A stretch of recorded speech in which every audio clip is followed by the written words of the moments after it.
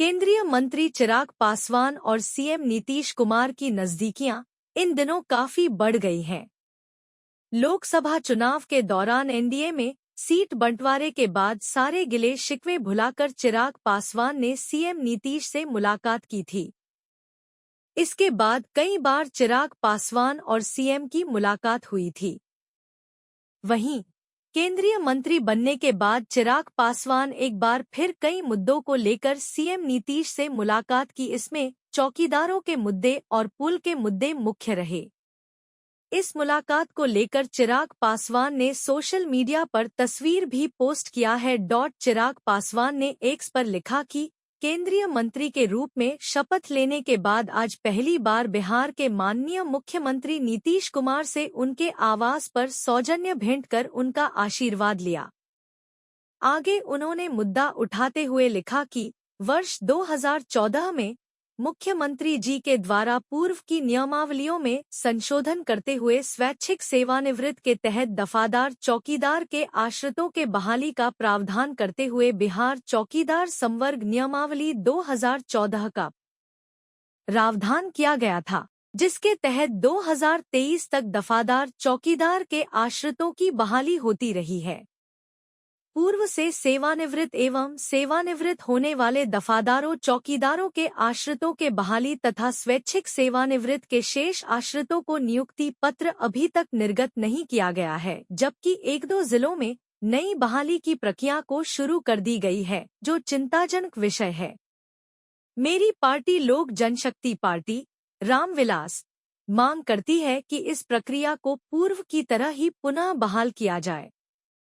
वहीं बिहार में ध्वस्त पुल के मुद्दे पर केंद्रीय मंत्री ने लिखा कि साथ ही इन दिनों बिहार में निर्माणाधीन पुल गिरने की घटनाएं सामने आ रही है। इसको लेकर भी माननीय मुख्यमंत्री जी के समक्ष अपनी चिंताएं व्यक्त की। मुख्यमंत्री जी ने भी आश्वासन दिया है कि जल्द से जल्द इन विषयों को लेकर संबंधित विभागीय कार्रवाई की जाएगी। लालू यादव ने कल कहा है कि अगस्त में मोदी सरकार गिर जाएगी। कार्यकर्ताओं से अपील किया है कि वो तैयारी रहने की। 5 साल में तो उनके कार्यकर्ता तैयारी कर नहीं पाए थे। परिणाम सबके सामने, कितनी सीटें लड़े और कितनी जीते हैं ये सब जानते हैं। देखिए, अपने कार्यकर्ताओं को उलझाने के लिए, उनको रिझाने के लिए, उनको फंसा के रखने के लिए भैया 5 साल तक क्या करेंगे, यही बातें बोलना ना पड़ेगा। अब चुनाव हो रहा है, अभी अगस्त की डेट दी है, उसके बाद दिसंबर की देंगे, उसके बाद अगले साल की देंगे, फिर 1 साल की देंगे, फिर 1.5 साल की देंगे। करते करते अगला 5 साल इन लोगों को किसी तरीके से खींचना है। हकीकत है, और इस बात को मैं पूरी एनडीए के एक एक घटक दल के बिहाफ पर बोल सकता हूँ। जिस मजबूती से आज केंद्र में हमारे प्रधानमंत्री नरेंद्र मोदी जी के नेतृत्व में ये सरकार चल रही है, अगले 5 साल ये सरकार ना सिर्फ इसी मजबूती से अपना कार्यकाल पूरा करेगी, बल्कि इन 5 सालों में भी कई बड़े और कड़े फैसले प्रधानमंत्री जी के नेतृत्व में देश हित में लिए जाएंगे, जिसका मजहर एक घटक दल करेगा। इस बात में अगर किसी के मन में 1% भी शंका है कि कोई भी एनडीए का घटक दल हमारे प्रधानमंत्री जी के नेतृत्व में कुछ भी आगे पीछे करने की सोच रखता है, तो इस बात को वो अपने मन से निकाल दे। सहज सब ने प्रधानमंत्री जी के नेतृत्व को स्वीकार किया है और उन्हीं के नेतृत्व में 5 साल ये सरकार मजबूती से अपना कार्यकाल पूरा करेगी।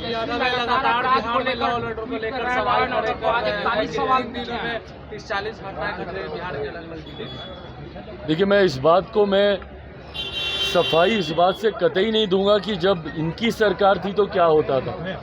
बिहार में 90 का दशक जंगल राज के वजह से जाना इसीलिए गया क्योंकि इन लोगों के सरकार में क्या होता था। दिक्कत यह है ना कि विपक्ष में जाते ही ठीक है, आप निभाइए भाई, विपक्ष की भूमिका आप निभाइए, पर सकारात्मक विपक्ष की भूमिका होनी चाहिए।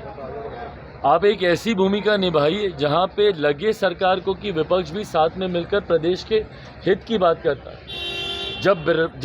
जब किसी बात का श्रेय लेने की बात आती है, नौकरी का श्रेय लेना होगा तो तुरंत आप हर मंच से खड़े होकर बोलिएगा।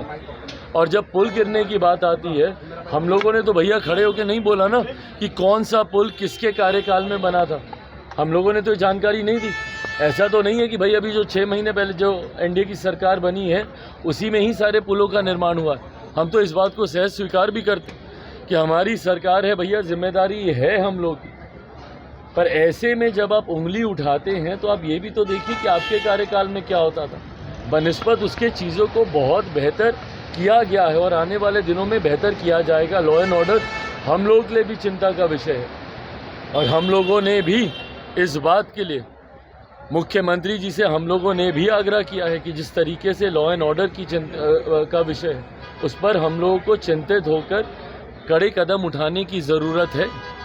पुल गिरे उसको भी लेकर हम सब चिंतित हैं कि गुणवत्ता के साथ कतई किसी तरीके का कोई समझौता बर्दाश्त नहीं किया जाएगा। पर विपक्ष की भी जिम्मेदारी बनती है कि ऐसे में सकारात्मक भूमिका निभाए।